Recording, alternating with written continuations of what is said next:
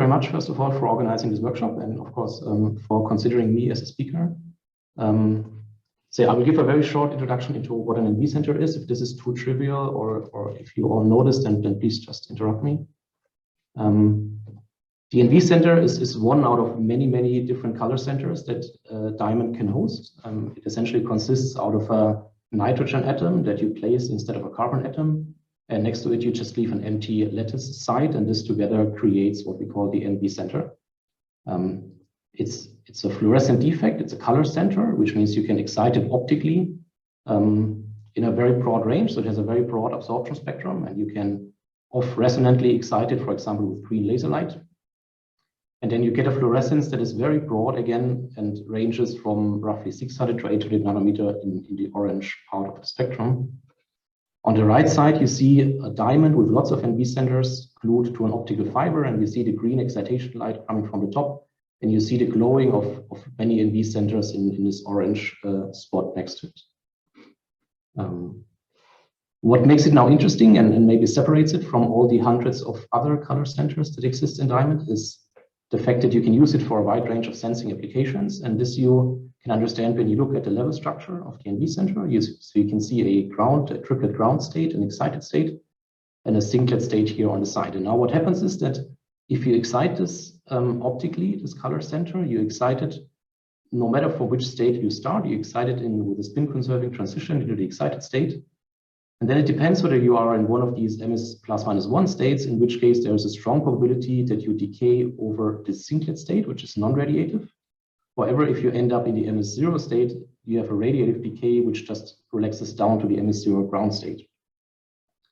And if you cycle this now many times, you actually see that, or even, you see that it will optically polarize into this ms=0 ground state. So no matter where you started initially, you will always end up in the ms0 ground state. So it's an optically polarizable, self-polarizing, so to speak, color center. And this transition between ms0 and ±1, you can drive with microwaves. And also, since these are magnetic states, they split with the Zeeman splitting as a function of the external magnetic field. And now, depending whether you started in the ms=0 state, or you excited first into the ±1 state, you get a lot of fluorescence, or you don't get so much fluorescence. So basically, the intensity of the fluorescence from the NV center carries information about the local magnetic field. So when you sweep the microwaves through, as shown here, and you just detect how much light you get from the NV center, you will see a dip once the microwave frequency corresponds to the energy splitting between the 0 and ±1 state. And if you split this now with an additional external magnetic field, you get two dips. And the distance, the spectral distance between these two dips is a direct measure for the magnetic field without requiring any calibration or any calibration measurements. So the very simple experiment is really you take the NV center, you shine green light on it, you detect the orange light with some diode, and you excite with microwaves, and then what you see is as you sweep the microwave through, you will get lots of light, except for some frequencies, you will get little light, and then you exactly know what was the magnetic field at the point where you measured it. So the big advantage of this, it's quantitative, so you really have a direct measurement of the magnetic field. It's non-invasive, other than AFM techniques or so, which have a certain magnetic back action. This is a non-invasive technique. It is in principle atomic scale, because the sensor is really on the atomic size. It works over a very large range of temperatures. I mean, maybe Patrick shouldn't listen too closely, but it works from millikelvin to 400 Kelvin. And it's very sensitive. What does it mean, very sensitive? You can quickly look at the Hamiltonian of the NV center. And then you see to what it is all sensitive, so that the zero field splitting, so basically the energy difference between 0 and ±1 state, is sensitive to temperature and pressure. So you can have temperature sensing by just monitoring the frequency of this transition. You can tell what temperature you locally have. The same is true for pressure. This can be quite interesting for people, for example, looking at temperature distributions inside living cells, where this has been proven to be quite interesting. The main application is magnetic sensing. So this is what I just said. It's the Zeeman splitting of the ms ±1 states, which gives you the local magnetic field. And the field sensitivity can be around nanotesla per square root hertz. And this corresponds roughly to an electron spin 30 nanometers away from the NV center that you can detect. There's also LS coupling, so the classical Stark effect, which makes you sensitive to electric fields. And people have also measured electric field distributions locally, and this corresponds roughly to an electron charge at 200 nanometer distance. last but not least, there's a hyperfine interaction between the NV center and then other nuclear spins around it. And you can actually also then sense, for example, the carbon-13 nuclear spins when they are very, very close to the NV center. There are different ways to implement this in a real scenario and in a real case. One is to use ensemble measurements. This is what we call a smart cover slide, if you wish. So you can, for example, take a huge NV plate, huge corresponding to the, or relative to the Cunami tip. So this can be 100 by 100 micrometer diamond plates, very evenly implanted with shallow NV centers, lots of them. And this you can then, for example, place on an electric circuitry. You can measure then at each point in a wide field microscope. You can measure what the magnetic field is. You can reconstruct this into a current flow. So you can, even in 3D, you can map current flow in circuitry, for example. People have also put this onto superconducting samples, where you then, for example, can see the magnetic field penetrating through superconducting vortices. Also, once again, this is a low temperature measurement in a wide field way. This is very nice and it works very well, but of course the local resolution is given by the diffraction limit. So this is just a wide field microscopy technique. So the resolution is about a micron or so, not much better. I forgot this. You can also do MRI on this. So you can, for example, detect fluorine nuclear spins close to the diamond surface. But once again, with spectrally, with small diffraction limited resolution. There's another technique which is using the single centers. So with this, you can read it and probe in a very tiny volume. So you can have these kind of Toblerone shaped things with single NVs inside, and you can break them out of the matrix and place them on some sample, transfer them to some sample, and then you can very locally measure. So this is a picture of a fluorescence picture of such a beam transferred to a Higgs sample, and then you can very locally measure, for example, spin wave excitations or Magnon scattering in local fields. But of course, this you can measure it very locally, but you cannot move around. So this is really one stationary measurement in one particular place on the sample. To combine sort of both of these things, there's a rather new technique, and this is a technique that Cunami essentially developed to perfection, and this is sort of the crème de la crème techniques of NV sensing, which consists out of a single NV center that is placed very close below the surface into one of these beams. These beams have essentially two functions. They first of all collect the light, so you can collect a lot of light because it's essentially a very small, short optical fiber that guides the light towards the objective. And you can then mount this to an AFM. This is a tuning force-based AFM tip. And you can mount it to it, and then you can scan this across the surface. It's like an AFM technique. So you can very locally measure with a spatial resolution of tens of nanometers, but also have the possibility to scan around, so to really take a map with high resolution. And Cunami developed this, as you all know, into a room temperature setup, which is looks like this. So it's essentially an objective and a sample stage and something that holds the tip. And you can then have whatever magnetic sample you want to investigate, you scan the tip over it, and you can then create maps of local magnetic fields. This can also be developed into a low temperature setup, which many of us are using. So you can just basically stick this into a helium bucket and do the same thing. You run an AFM with essentially a fluorescent tip, and the fluorescence of the tip carries information about the local magnetic fields. So I don't know if there's any questions at this point. This would be the end of the NV introduction. Okay, I think we can ask questions at the end. Okay, at the end. Okay, so then we just move on to the actual presentation of the results. So I would like to show 3 examples of what we did with this technique. 2 of them are on 2D magnetic materials, which is CRBR3, and we look there at magnetic domains and domain ward pinning. We then have a similar material, which is CRI3, where we look at also magnetic domains, but also at twisted layers. So there's this Moiré superlattice pattern that can exist. And then this is finally a room temperature experiment where we look at a Heuster compound and the formation of different magnetic phases. So we start with CRBR3. So CRBR3 by itself is a ferromagnetic insulator. We have a sample where we measured by a standard AFM the layer thickness, which suggests the 2 nanometers suggests to be a bilayer sample that we have. This is done with a pulsed ODMR scheme. So this is a bit different from the CW scheme I was showing at the beginning, but at the end, it's the same idea. So you just measure the positions of the dips into fluorescence. And with this pulse scheme, you can roughly achieve a resolution of 0.3 microtesla per square root hertz of magnetic sensitivity.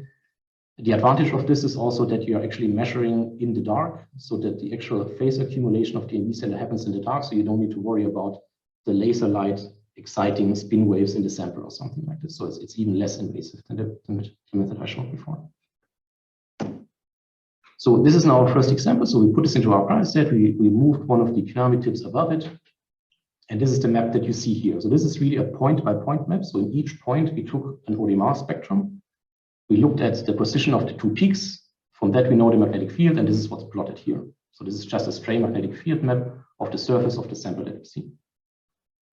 There is now a reverse propagation protocol out of which you can reconstruct the actual magnetization. So not just the stray magnetic field, but the magnetization of the sample. This is not necessarily straightforward. There's a model with certain assumptions going into it, but typically, especially for 2D materials, it's quite easy to reconstruct the real magnetization. And we already see now that the surface consists out of different magnetic domains, which are pointing either up or down with respect to the external magnetic field, which is very small, which is 2 Tesla. This is just a histogram of the magnetization. You see that the peak 0, where there's no magnetization, just corresponds to the areas where there's no flake. So the flake doesn't cover the full range, but ends somewhere here. And there's some holes inside also. But then you see the domains pointing up, the domains pointing down, and the areas in between are essentially domain walls where the magnetization is somewhere in between. One can then increase the external magnetic field, and then you can see that you can very easily saturate this magnetization with actually rather small magnetic field, because it has a very easy out-of-plane axis, this material. And you can see that you can completely saturate the magnetization into one direction, into the upward direction. We can then look at domain wall pinning. So what we do, you can demagnetize the sample again once you saturated it, simply by heating it up to 45 Kelvin. And then you run again, you sweep through different magnetic fields, so you're saturating it again, and at each step, or as you increase the magnetic field, you take a scan of the sample. And you can do this several times. For example, here you do a second temperature cycle and you compare it to the previous one, and then you see, for example, shown here, so that the images J and I correspond to the same external magnetic fields, but different temperature cycles. And you can see that certain patterns are actually reoccurring. So the demagnetization is not completely random every time, but there are certain sites where there's domain wall pinning, which reoccurs at every thermal cycle.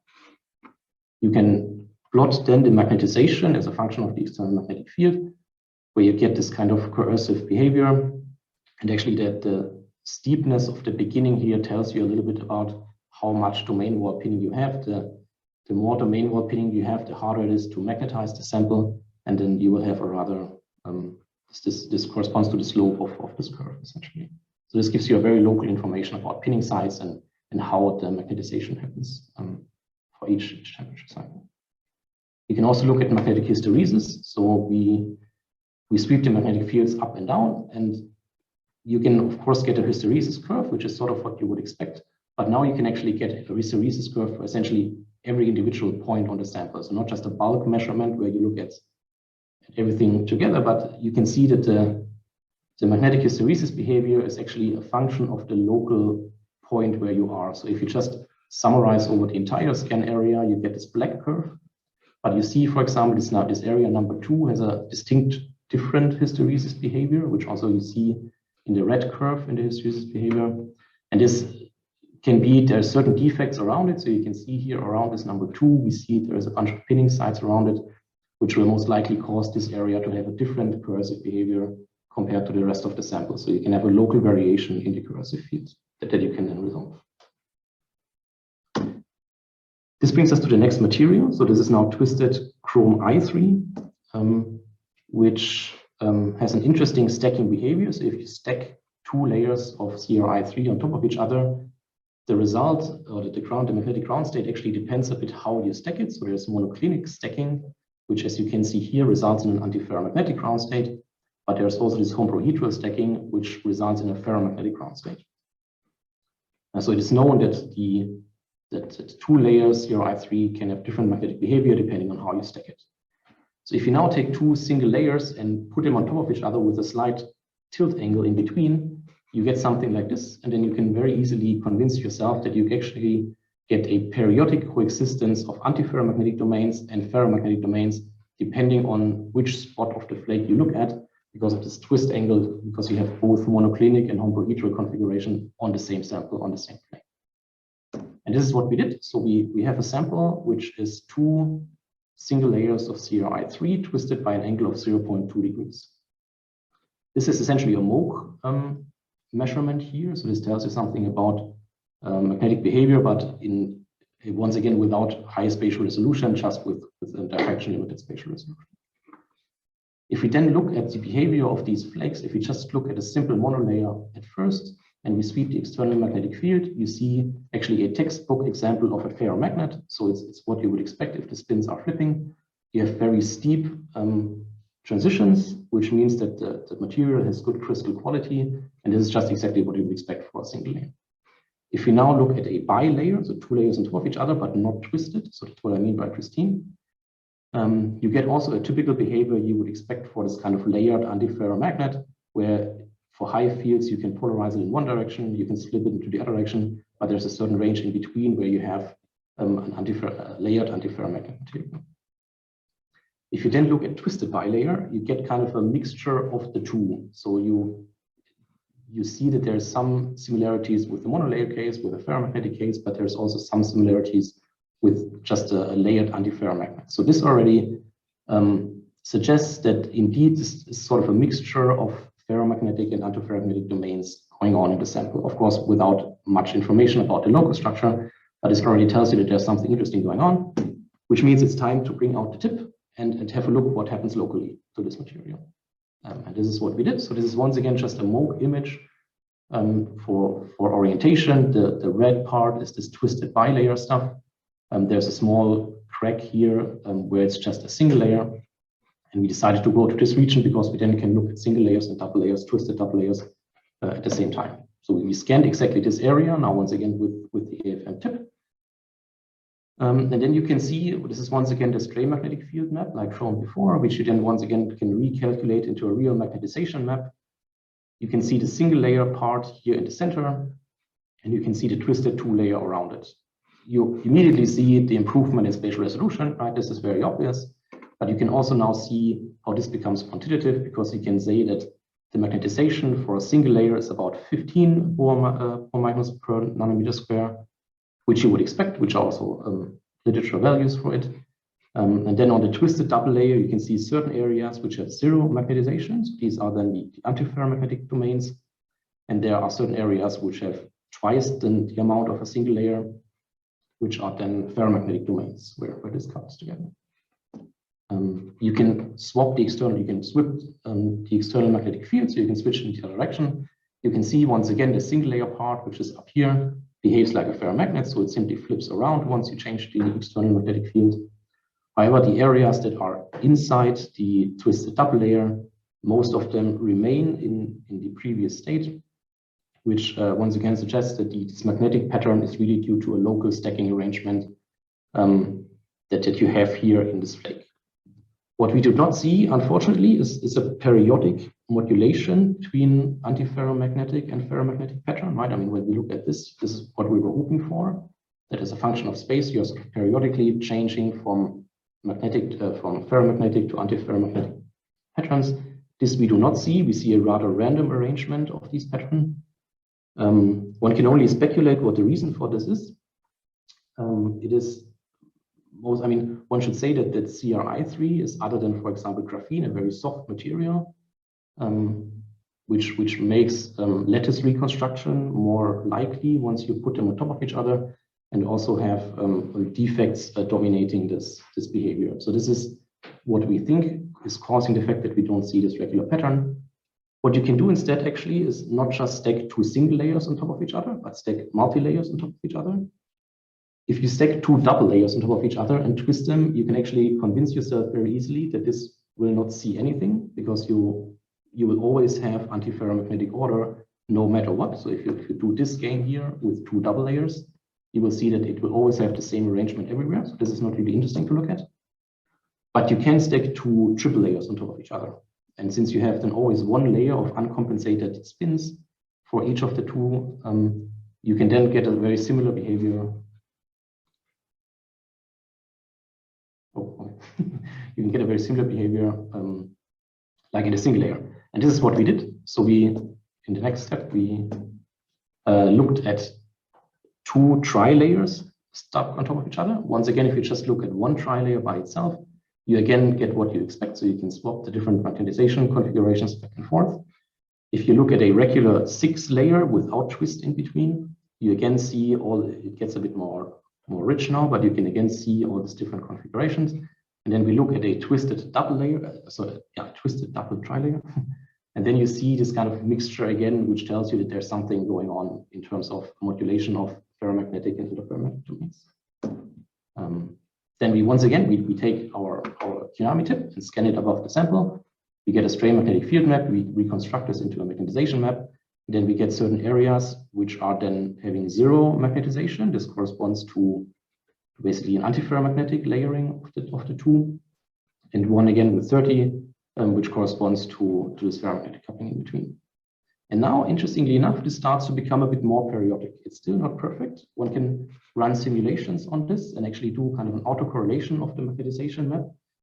And then it's still sort of obscured by defects and distortions, but it starts actually to become more periodic, and with certain confidence, one can claim that there's a superlattice with roughly 100 nanometer of periodicity of this Moiré pattern that you can see in between. And this once again suggests it's just more stiff and therefore less lattice reconstruction, so that you can actually now start to see this Moiré pattern in these films. So we were happy about this. Last but not least, I want to come to the last material. This is now a room temperature experiment other than the previous ones before. This is a magnetic Heusler compound, which is very complicated, which is manganese, platinum, palladium, selenium, arranged in a very complicated lattice. Fortunately, we did not have to worry about this because we got samples from the group of Stuart Parkin at the Max Planck Institute here in Halle in Germany, which provided us these samples. What's interesting about those is the magnetic phase diagram. So you can, at room temperature, you can, by changing the external magnetic field, you can sweep through what's called a helical phase and into what's called a skyrmionic phase. And the other interesting part is that the size of these features depends on the thickness of the material. So this is plotted to T means the thickness of the material, actually happens here. So we have a wedged shaped sample, and so the thickness changes depending on the position that you are at, and the size of the features. So if you are in this antiskyrmionic phase or in this helical phase, the feature size depends on the thickness of these samples. We then looked at it. So this is not the tsunami room temperature system, but it's sort of a mixture of AtoCube and ourselves. Just as a rough idea, so you have the sample in here, you have the objective, and in between you have the tip. And we looked at this with a rather new product from Tsunami, which we are very happy that they developed and provided to us, which is one of these tips, but it is arranged in a 1-1-1 orientation of the diamond. So when I was saying before that you measure magnetic fields, I was maybe not too precise in my wording. You measure always the magnetic field projected onto the NV axis. So by having a 1-1-1 tip where the NV center, which I try to display here with the means that PowerPoint provides, you have an NV center that is, which its axis is perpendicular to the sample. So you measure exactly directly the out of plane component of the magnetic field. What you then can also see, which has been shown a long time before, is that the fluorescence you get actually also depends on the off-axis component of the magnetic field. So B perpendicular means magnetic field component perpendicular to the NV axis. And then you can see that for certain, you always get a fluorescence dependence depending on how strong the off-axis magnetic field is. So what we do here is actually we don't have any microwaves, but we simply look at the light itself from the brightness of the NV center. And if you have, for example, this helical modulation here, you can convince yourself that there are certain points where the magnetization points exactly along the NV axis. So this is B perpendicular 0. So there you get a lot of light. And at all other points, you have an off-axis component. And depending on the strength of the component, you get less light from the NV center. So this is also a way to do magnetometry without microwaves. It's much faster because you just have to collect fluorescence at each point rather than a full OD mass spectrum at each point. which allowed us to take now several scans for different external magnetic fields. So this is one scan. So this is projected here. Once again, we have this wedge-shaped sample, and you can see that indeed the feature size we can get increases as the sample gets thicker over here. We then increased the external magnetic field to tune once again more into the skyrmionic phase. We are not quite there yet because it has proven not to be super easy to apply strong magnetic fields in our setup. But at least one can see that as the external magnetic field is increased from roughly 60 Gauss to 1600 Gauss, you can see that these sort of stripe-shaped magnetization more and more turns into roundish features that you can see here. So there's a more and more introduction into rounded features, which suggests that it's being tuned into a skyrmionic phase as the external magnetic field is increased. So we have, again, more local scans here. So we start seeing sort of roundish setups. We are unfortunately not quite there yet to really claim that these are anti-skyrmions, and we are also a little bit away from resolving actually the internal structure of it. But at least we are on the way of seeing that we can change into different magnetic phases. This brings me to the end. So I want to thank a lot of people who did all the work here in the institute. So mostly Cris was doing all the low temperature experiments, so CRI3 and CRBR3, and Tanya did the room temperature experiments on the Häusler compound. And we received samples from University of Washington. This is once again CRI3 and CRBR3, and the Häusler compound came from Stuttgart Park and from Halle. And last but not least, I want to, of course, thank UNAMI, not only once again for organizing this workshop, but mostly also for allowing us to break so many of their tips through the years. Yeah, so thank you very much.